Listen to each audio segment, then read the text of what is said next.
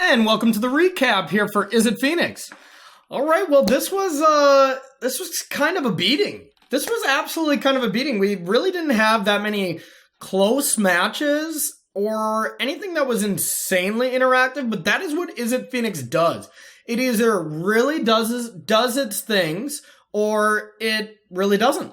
And it is such a proactive deck that's kind of doing the same thing every time, and it has such a resilient power to it that if your opponent is not prepared for this matchup, like with D-Sparks or with Ixalan's Binding, White Base Enchantment Removal is insanely strong against us, or just being able to play really powerful ground creatures, it's really tough for them to win.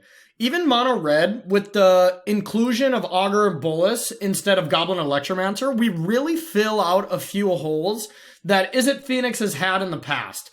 And ways that maybe the current metagame is actually attacking them is not the best. We didn't play against the matchup that I consider to be one of the tougher ones is the new Esper control variants that have been popping up that have been running 4 Narsets, 4 Teferi Time Revelers in those.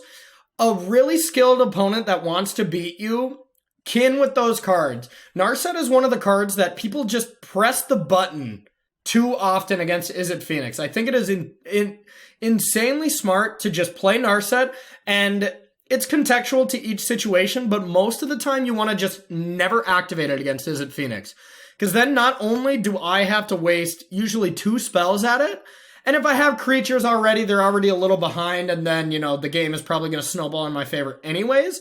But if the board is at parity and you're just dealing with threats on a 1-to-1 basis and then you drop a Narset, if you can defend it, if you can untap with Narset, you can usually win from the Esper controls perspective.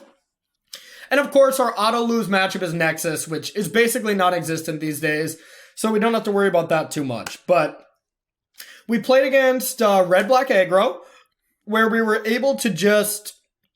Our opponent had some awkward draws game 1. We had some awkward draws, but we were able to just overpower them by dealing with every single one of their threats that mattered on a 1-for-1 basis or a 2-for-1 basis in one scenario against a Skorgan Hellkite, and then just playing threats that are sticky. And when I say threats that are sticky, they're very hard to deal with. Like Kefnet against the red-black deck, all-star. Absolute all-star, and it's the same for Mono Red. It is a very tough card to deal with because of not only of the 5 toughness, but it never dies. It's inkillable. It just, you Ixalan's Bind it, get back in the library. You Ob Nixilis Cruelty, which happened to us.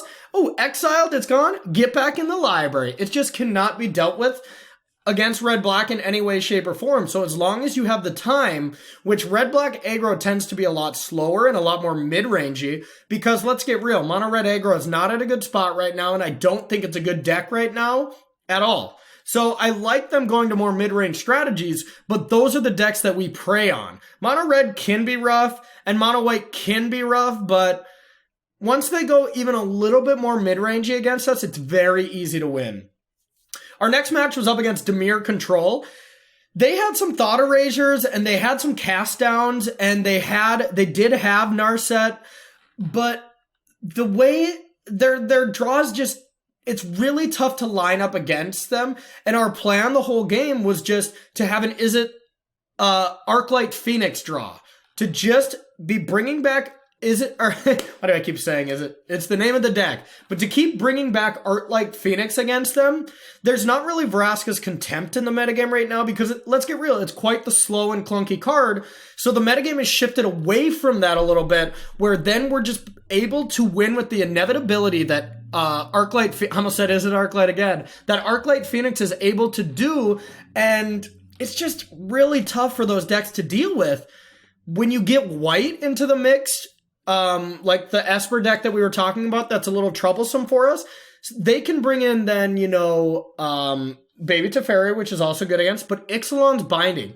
White-based enchantment removal is public enemy number 1, as far as it goes against Crackling Drake or Arclight Phoenix. Granted, Arclight can come into play by discarding it instead of actually casting it, so you can get around that a little bit, but it still makes it a little tougher, and if they binding that, and then they're able to counter finales, or basically just counter any spell that is relevant, and stop you from snowballing there, you can usually contain Izzet Phoenix quite well. Third round, we played against an Esper Super Friends list, and it was pretty similar. They didn't have the best of draws. Like in game 2, I think we might have actually 2-0'd every opponent here, which usually doesn't happen too well. And we actually did play 4 rounds, but one of the rounds off camera, it was just an absolute beating. Our opponent mulliganed to 5-4, so I didn't feel the need to show you that one. It was quite easy. But all the ones I did show you, the other 3 matches I played, were just kind of beatings. Like, I don't think Izzet Phoenix is at the peak of the metagame right now, where people aren't expecting it that much. One thing that I've noticed, especially from Modern is like a self-correcting format because it's so big and there's so many cards in it that a certain deck will dominate for a while, people will forget about it. The deck will dominate for a while, people will adjust to it, it won't dominate anymore, and then all of a sudden people will forget about it, and it'll all of a sudden be the best deck again, and it'll crush a tournament. This is a prime example of Dredge. Dredge goes through these phases like every 3.5 months, and now, of course, we're seeing more powerful Dredge decks. That's not the point I'm trying to make, but I'm saying Standard is also at this point where there's so many good viable decks because the card pool is getting rather large at this point.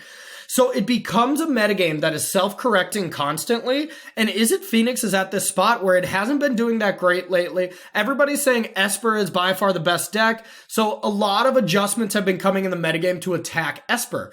Those decks that are attacking Esper aren't really attacking Phoenix in the way that they should, so I think Izzet Phoenix is at a phenomenal position in the metagame right now, and I think you should be picking it up. And that's not just because I'm playing this deck. I love this deck, but I'm playing it because I love it, and I think it's well positioned right now. I always want to be bringing you not just decks I love here at StarCityGames.com. I want to be bringing decks that are currently good in the metagame and being honest about the decks on a weekly basis. I want to make sure that if a deck was not impressive to me, I'm not going to be like, yeah, I loved it, go buy those cards, you know? I will always be honest and let you know what I truly feel about this deck. And right now, I think this version in particular is at an amazing place because Electromancer still dies to a lot of the removal out there. Gruul packs 4 shocks. Izzet Phoenix Mirrors pack a bunch of shocks. Red obviously packs a lot of shocks. And even Esper Hero has a bunch of Tyrant Scorns. And they're absolutely dead cards against this deck. Like, you can bounce Kefnet, sure. You know, you can bounce Crackling Drake. Nice. These decks are starting to adopt Cast Down a little bit more, probably for those reasons. Mainly because of the Gruul deck that's been running rampant there lately. Andre Strotsky's build with Charging Monstosaurs, I think, is warping the decisions around Esper control, where it's bringing Cast Down back full circle. So that is starting to shift a little bit, but Standard moves so fast. Who knows? By the time I'm finished with this video, we could be back to 4 Tyrant Scorns. So like I said, Esper Super Friends was that last match we played. Our opponent stumbled a little bit by having, by playing a lot of Azorius Guildgates and Dimir Guildgates, aka Glacial Fortress and Drowned Catacombs without a basic.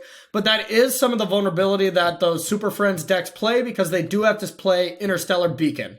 So we kind of just ran over everybody today, and it was kind of a beating, but that's the deck. I'm telling you, this deck is insane. So I want to thank you all for listening and watching. I really appreciate it so much. I've enjoyed my time over here at Star City Games bringing you another deck primer here, and I'll be looking forward to doing it again next week. See you then. Bye-bye.